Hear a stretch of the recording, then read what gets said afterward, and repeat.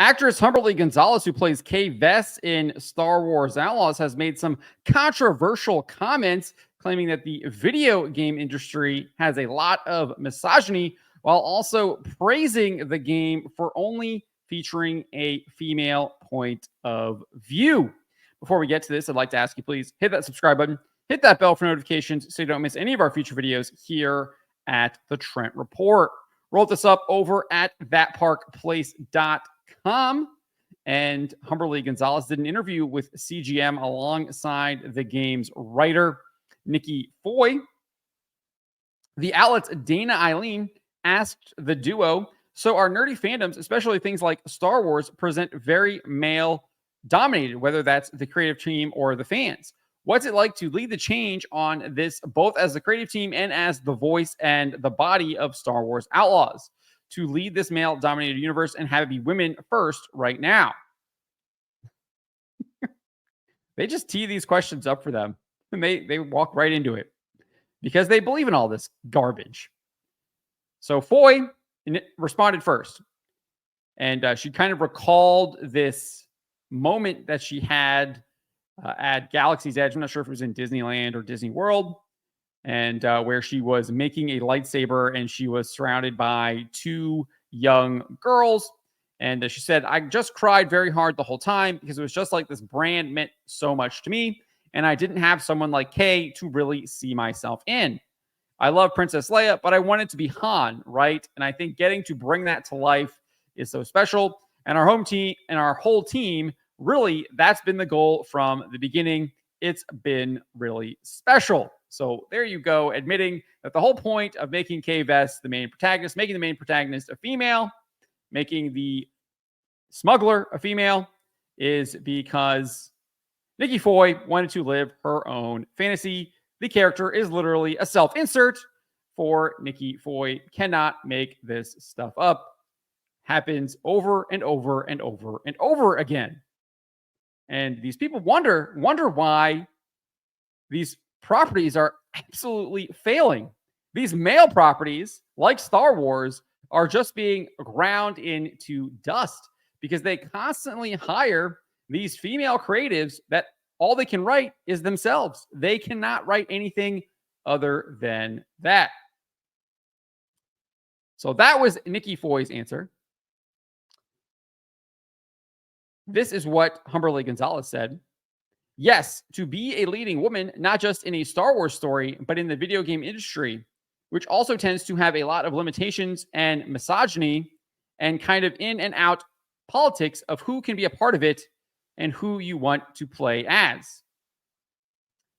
I am incredibly proud of the team having chosen someone like me, but also only me, that there isn't a male counterpart to the story of Star Wars Outlaws, that we were focusing on a female point of view of a scoundrel story because we've only really ever seen males in a scoundrel position. Why would we want to see females in the position of a scoundrel? Why?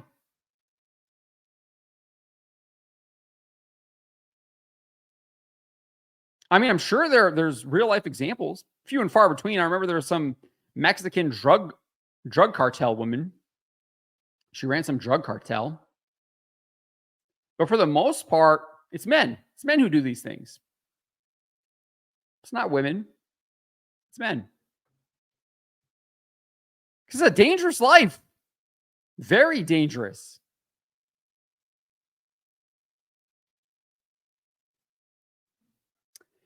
Nevertheless, Gonzalez goes on and says this. So the representation is incredible for me as an immigrant Latina in Canada to even get to speak about my country, about Venezuela, about what it means to me as an artist that I followed this dream, not having any of my family here, not having a lot of mentors in my family or anyone to look up to or content to look up to. Which is weird because we just had Nikki Foy saying she literally looked up to Han Solo, and Han Solo's a man, she's a woman. So this whole idea of this representation stuff is literally just blown apart in the previous question by the writer of the actual game. Nevertheless, Humberly Gonzalez is going to push that representation agenda because that's what it is. I don't think these people actually believe any of this stuff. This is just the narrative that they are told to say when they do these interviews. And that is exactly what they do. All of these people say this. You listen to the Rings of Power people. We're listening now to the Star Wars Outlaws people. You listen to the Wheel of Time actors. It's all they can talk about. That's all these people talk about is this whole representation ideology. And they usually always undermine themselves by saying like, oh, I didn't need to. I remember the guy from Rings of Power, Ismael Cruz Cordova. He was literally like, I was always pretending as a kid to be an elf, but none of them looked like me, but it didn't stop me from doing that. It's the same thing here. Nikki Foy's like, oh, I like Han Solo. But no, you have to have the representation. Got to get that in.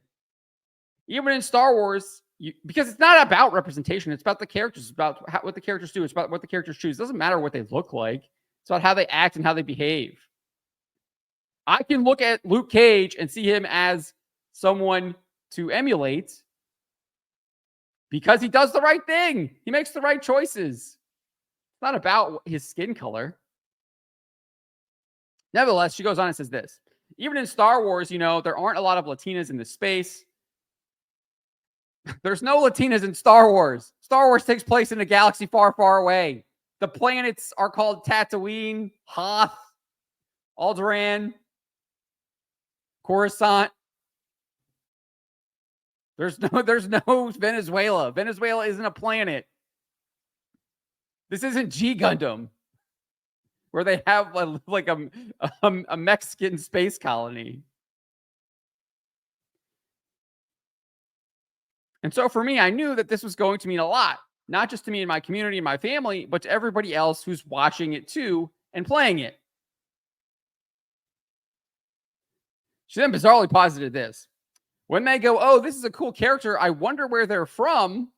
And then they do the research. I just want people to feel seen. If I could be in any of those categories as a woman of color, as an immigrant, as a Latina, any of those are so meaningful for someone who enters a franchise as big as Star Wars. Kay Vess is a fictional character. I don't know where she's from. I haven't played this game. I have no intention of playing this game. But I can tell you she's not from Venezuela. She's not from South America. She's not from Canada. She's not from the United States. The character exists in Star Wars, where there are numerous fictional planets that we just went over a few of them. So when they're, oh, this is cool. I wonder where they're from.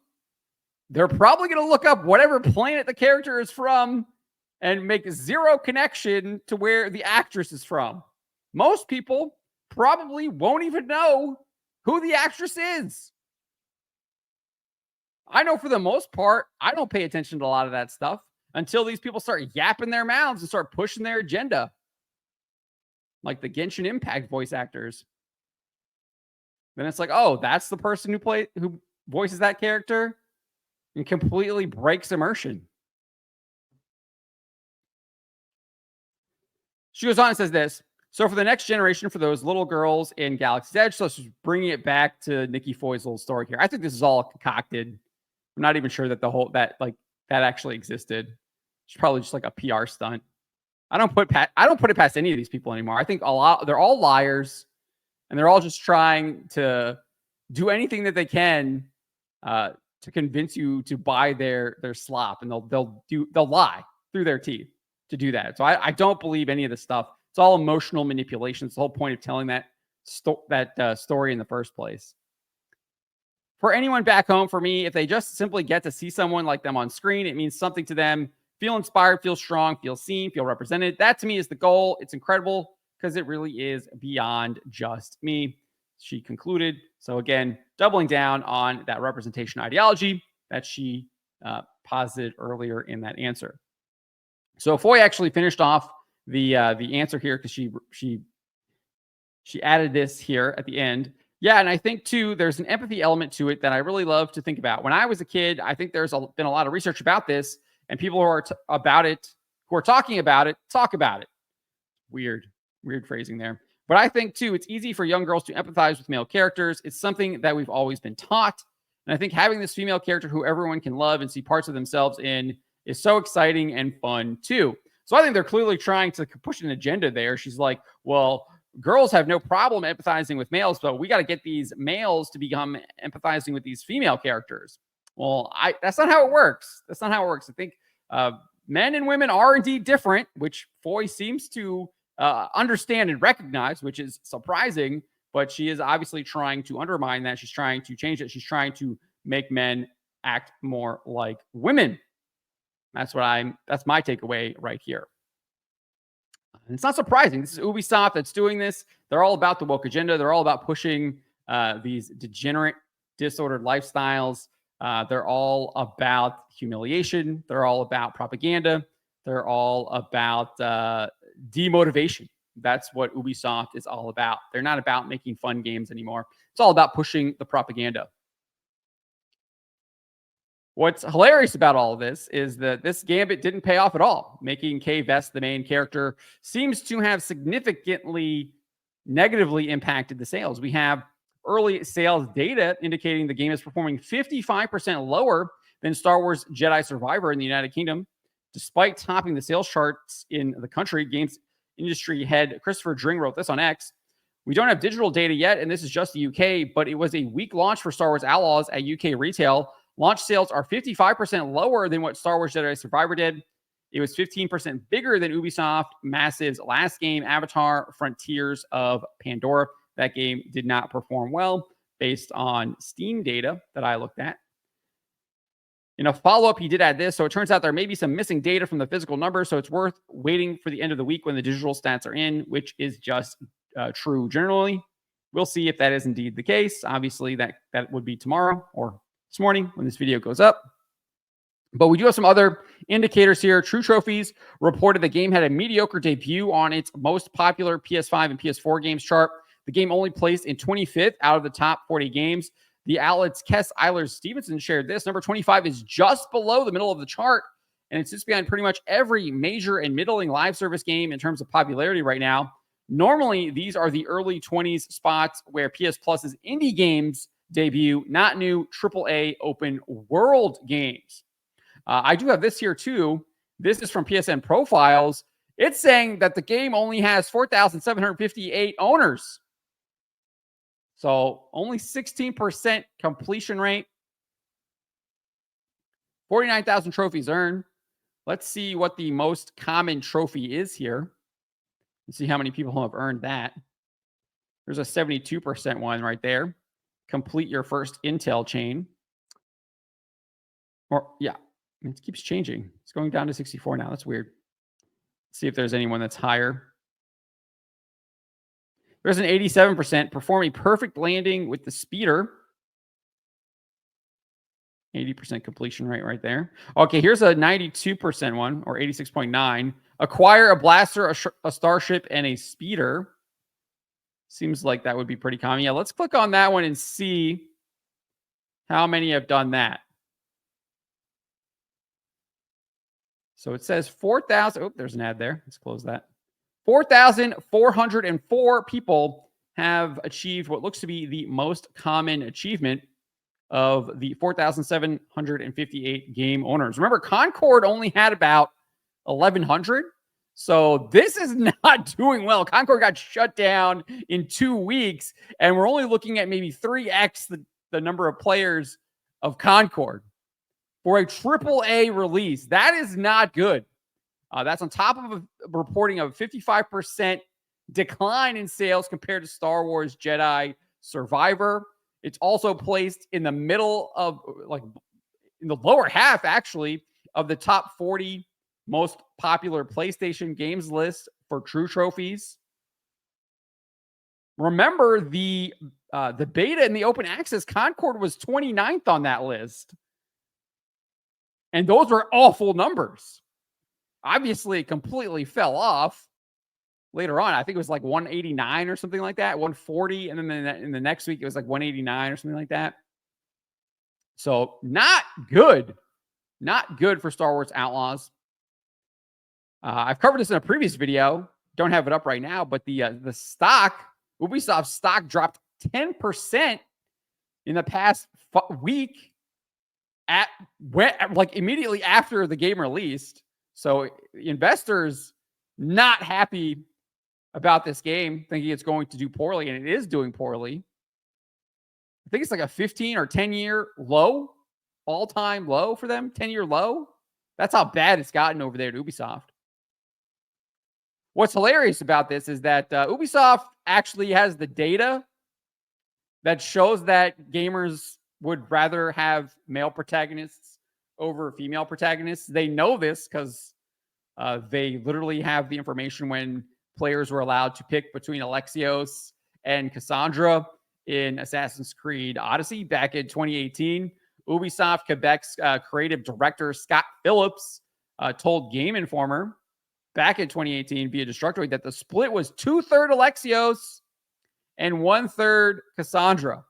2/3 of players chose the male character over the female character. So, but they chose to do Kay Vess as the main character in a Star Wars game, male-dominated franchise. They knew what they were doing. This is clearly done as a point of propaganda, clearly done to push the woke ideology, clearly done to push feminism, clearly done to appease Nikki Foy and allow her to self-insert herself into the game. And it looks like it has all failed, just as Lucasfilm's agenda has failed on television with The Acolyte, with The Last Jedi, with Obi-Wan Kenobi, with Ahsoka. It's all going down because they cannot help themselves push this agenda. They are literally nailing the coffin together. They're digging the grave. They're getting close to shoveling the dirt on top of it after it has been buried. That is where we are at with Star Wars, and it is happening across mediums. It's not just in TV and movies anymore. We're looking at it happening in video games now as well, and not to mention in book publishing too with the High Republic. So, but this is the latest from Star Wars Outlaws, from Humberly Gonzalez, from Nikki Foy, saying that the video game industry is full of misogyny and explaining why they chose to have a female protagonist instead of the obvious choice of this game being about Han Solo. Let's be real. This game should have been about Han Solo. They set it in the same time frame of when Han Solo would have been active, yet they chose to do Kay Vess. And ironically, they're literally selling Han Solo cosmetics because they know that's actually what people care about. They don't care about Kay Vess. They care about Han Solo. They care about Lando Calrissian. They care about even Hondo Anaka, but no one's gonna remember Kay Vess in 5 years, except for the fact that the game she starred in was an abysmal failure. But let me know what you guys make of this. Let me know in the comments below. Remember to always be charitable, especially to each other, but to always speak the truth.